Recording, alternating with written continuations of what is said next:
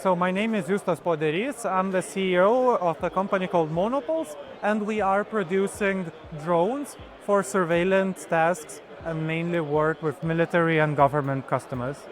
So in the project, what we did is we had two main goals: to make our drone way more robust in challenging situations and improve the power efficiency of the drones.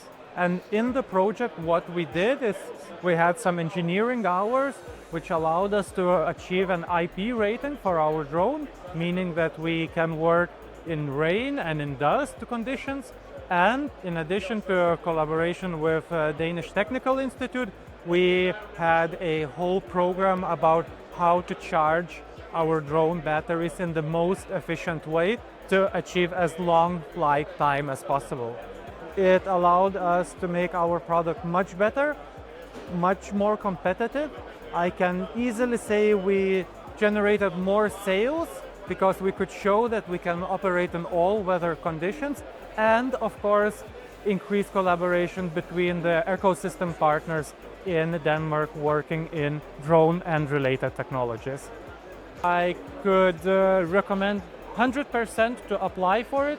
It's very straightforward. Application is not too large, and it's easy to fill out also for engineers, not only for business types.